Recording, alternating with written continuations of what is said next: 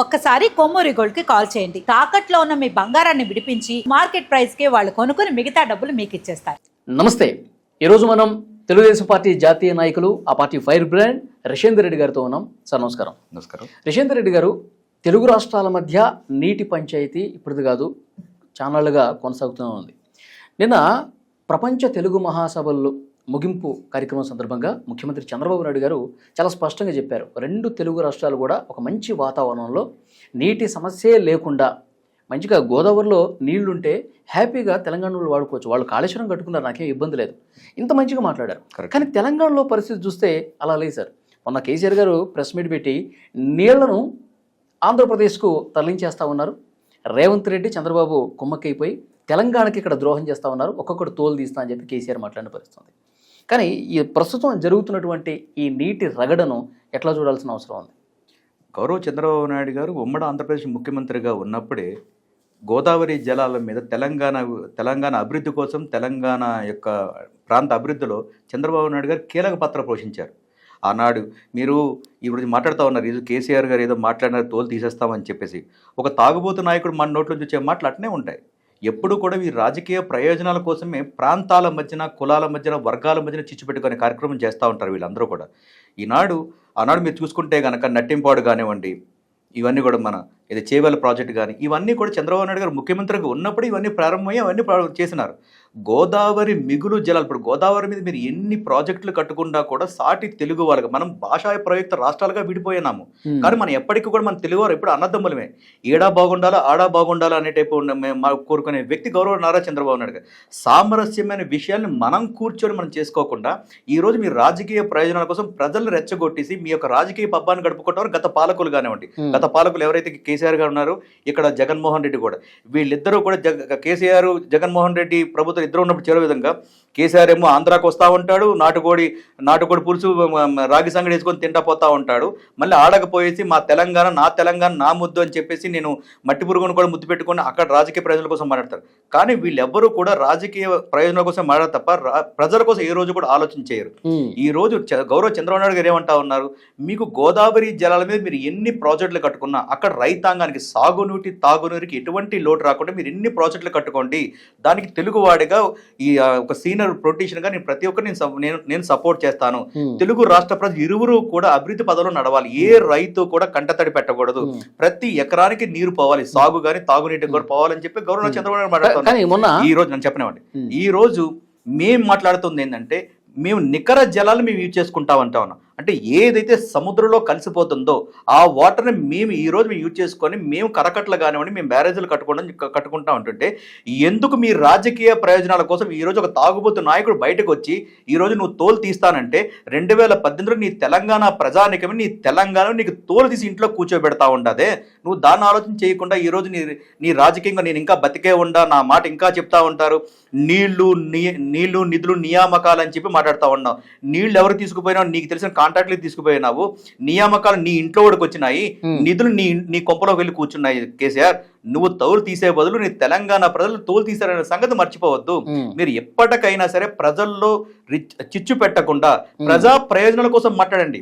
మీ రాజకీయ ప్రయోజనాల కోసం ఈ రోజు ఒక సున్నితమైన అంశాన్ని తెర మీద తీసుకొచ్చి ఈ రోజు అక్కడ రైతాంగాన్ని మీరు ఎండగడతా ఉన్నారు, ఇక్కడ రైతాంగాన్ని ఎండగడతా ఉన్నారు. వృధాగా పోతున్న జలాలనే మాత్రమే దిగువ రాష్ట్రం ఆంధ్ర ఉపయోగించుకుంటా ఉంది.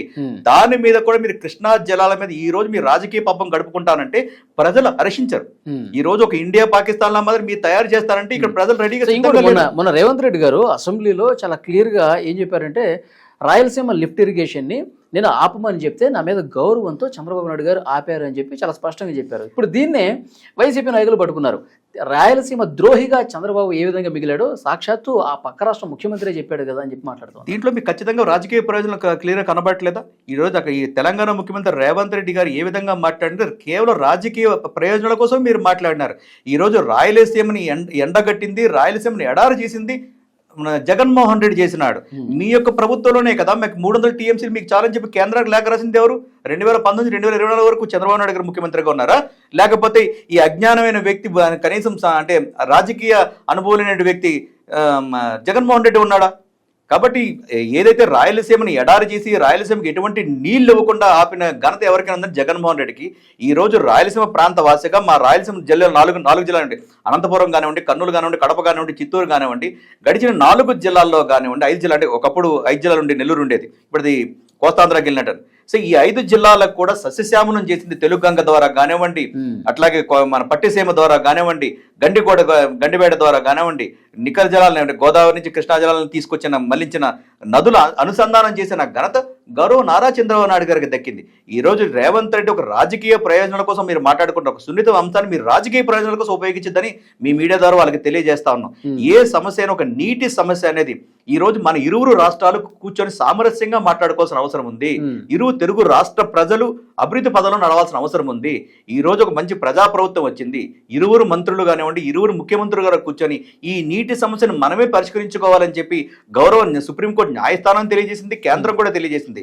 ఈ రోజు ఒక కేసీఆర్ ఒక తాగుబోతు నాయకుడు బయటకు వచ్చి నేను తొక్క తీస్తా, తోలు తీస్తానని చెప్పి మళ్ళీ రాజకీయ ఒక 2 సంవత్సరాల తర్వాత ఆయన బయటకు వచ్చిన తర్వాత పాలమూరు రంగారెడ్డి ప్రాజెక్ట్ ని ప్రస్తావించి కృష్ణా జలాలని ఆంధ్రప్రదేశ్ పాలమూరు రంగారెడ్డి ప్రాజెక్ట్ స్టార్ట్ చేసింది ఎవరండి? దాన్ని ఫినిష్ చేసింది ఎవరండి? మీరు ఇందాక అన్నారు పాలమూరు రంగారెడ్డి దాన్ని ప్రారంభించింది, ఫినిష్ చేసింది గౌరవ తెలుగుదేశం పార్టీ నారా చంద్రబాబు నాయుడు గారే. నెట్టెంపాడు చేసింది ఆయనే, చేవేల ప్రాజెక్టు కూడా చేసింది ఆయనే, రిబ్బన్ కటింగ్ చేసింది మీ పాలకులే కదా రిబ్బన్ కటింగ్ చేసి వచ్చినారు. ఈ రోజు ఏ ప్రాజెక్టులను రైతాంగ తెలంగాణలో ప్రతి ఒక్క ప్రాజెక్ట్ ని పూర్తి చేసింది తెలుగుదేశం పార్టీ నాయకులు, అప్పటి తెలుగుదేశం పార్టీ ప్రభుత్వం. ఓకే, వచ్చిన తర్వాత కొంతమంది పాలకులు చేసే ఉన్నారు, కానీ ఈ యొక్క నీటిని ఎప్పుడైతే ఈ తెలంగాణ భాషా ప్రవేశ రాష్ట్రాలుగా మనం విడిపోయిన తర్వాత ఏ సమస్యను ఒక జటిలం చేసిన వ్యక్తులు పార్టీలు గత పాలకులు, దాని పాలకులు ఎవరండి? బీఆర్ఎస్ పార్టీ నాయకులు కానివ్వండి, ఈ యొక్క తాగుబోతు నాయకుడు అయినటువంటి కేసీఆర్ కానివ్వండి. ఆ రాజకీయ ప్రయోజనాల కోసం మీరు మాట్లాడుతూ ఉన్నారు. ఏ రోజైనా సరే తెలంగాణ రైతాంగాన్ని కానివ్వండి, ఆంధ్ర రాష్ట్ర రైతాంగాన్ని మీరు దృష్టిలో పెట్టుకోవడం ఏమైనా జరిగిందా? మేము ఒక ఆంధ్ర రాష్ట్రంలో ఒక ప్రాజెక్టు కట్టుకుంటామంటే గనక మీకు ఎందుకు అంత బాధ? మేమేమైనా గోదావరి జలాల్లో మేమైనా ఎత్తుపోతల ద్వారా మేము నీళ్లు ఎత్తుకుపోతా ఉన్నామా?